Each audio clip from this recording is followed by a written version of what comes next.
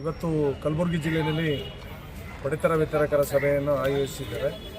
ಈ ಸಭೆ ಉದ್ದೇಶ ನಮ್ಮ ದೇಶದ ಆಹಾರ ಸಚಿವರಾದಂಥ ನಮ್ಮ ರಾಜ್ಯದವರೇ ಆದಂಥ ಪ್ರಹ್ಲಾದ್ ಜೋಶಿ ಸಾಹೇಬ್ರನ್ನ ಬೆಂಗಳೂರಿನಲ್ಲಿ ಸಭೆ ಮಾಡಲಿಕ್ಕೆ ನಾವು ಮನವಿ ಮಾಡಿದ್ದೀವಿ. ಮನವಿಗೆ ಅವರು ಸಭೆಗೆ ಬರಲಿಕ್ಕೆ ಒಪ್ಪಿದ್ದಾರೆ. ಕಾರಣ ಇಷ್ಟೇ, ಕೇಂದ್ರ ಸರ್ಕಾರದಿಂದ ಬರುವಂಥ ಸವಲತ್ತುಗಳನ್ನ ನಮ್ಮ ಈ ರಾಜ್ಯದ ಕಾರ್ಡ್ದಾರರಿಗೆ ಕೊಡಿಸ್ಬೇಕು ಅನ್ನೋ ಉದ್ದೇಶ. ಏನು ಭಾರತ ರೈಸು, ಭಾರತ್ ಬೇಳೆ, ಭಾರತ್ ಗೋಧಿ ಹಿಟ್ಟು ಮತ್ತು ಭಾರತ್ ಸಕ್ಕರೆ, ಭಾರತ್ ಆಯಿಲ್ ಅಂತ ಇವೆಲ್ಲ ಘೋಷಣೆ ಮಾಡಿದ್ದಾರೆ ಕೇಂದ್ರ ಸರ್ಕಾರ. ಅದನ್ನು ನಮ್ಮ ರಾಜ್ಯದಲ್ಲಿ ಪ್ರಪ್ರಥಮವಾಗಿ ಕಾರ್ಡ್ದಾರರು ಕೊಡಿಸ್ಬೇಕು. ನಮ್ಮ ಮಾಲೀಕರಿಗೂ ಸಹ ಒಂದು ಸ್ವಲ್ಪ ಹೆಲ್ಪ್ ಆಗ್ತದೆ.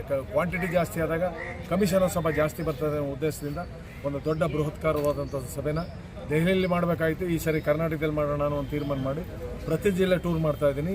ನಿಮ್ಮ ಮೂಲಕ ಮನವಿ ಮಾಡ್ತಾಯಿದ್ದೀವಿ, ಈ ಜಿಲ್ಲೆಯ ಎಲ್ಲ ಮಾಲೀಕರು ಅವತ್ತು ಕಾರ್ಯಕ್ರಮಕ್ಕೆ ಬರಬೇಕು. ನಿಮ್ಮ ಮನವಿನ ರಾಜ್ಯ ಸಚಿವರು ಬರ್ತಾರಾಗ ಅವ್ರಿಗೆ ಮನವಿ ಮಾಡಿ ನಮ್ಮ ಸಮಸ್ಯೆಗಳನ್ನ ಬಗೆಹರಿಸ್ಕೊಡ್ಬೇಕು. ಅವ್ರು ಕೇಂದ್ರ ಸರ್ಕಾರದವರು ಸಹ ಕಮಿಷನ್ ಜಾಸ್ತಿ ಮಾಡಲಿ, ಅಲಾಟ್ ಕ್ವಾಂಟಿಟಿ ಜಾಸ್ತಿ ಕೊಡಲಿ.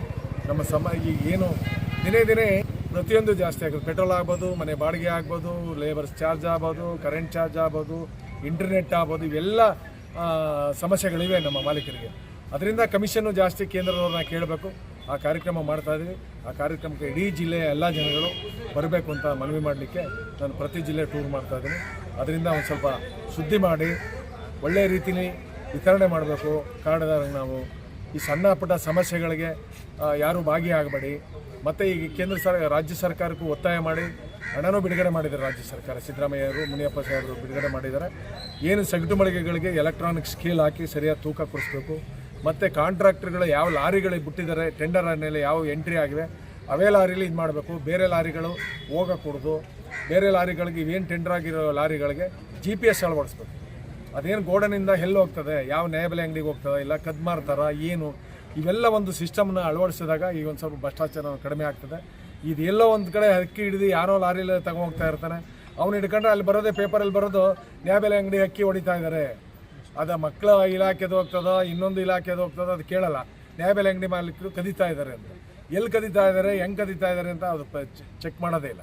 ಅದು ಈ ಪತ್ರಿಕೆಯಲ್ಲಿ ಮತ್ತೆ ಸುದ್ದಿ ಮಾಡ್ತಾರೆ. ಅದರಿಂದ ನಮ್ಮೇಲೆ ಭ್ರಷ್ಟಾಚಾರ ಇಲಾಖೆಯಲ್ಲಿ ಏನು ನಡೀತದೆ, ಭ್ರಷ್ಟಾಚಾರಗಳು ಗೋಡನ್ಗಳಲ್ಲಿ ಅವಕ್ಕೆಲ್ಲ GPS ಎಲೆಕ್ಟ್ರಾನಿಕ್ ಸ್ಕೇಲ್ ಆಡಿಸಿದಾಗ ಈ ಭ್ರಷ್ಟಾಚಾರ ಕಡಿಮೆ ಆಗ್ತದೆ.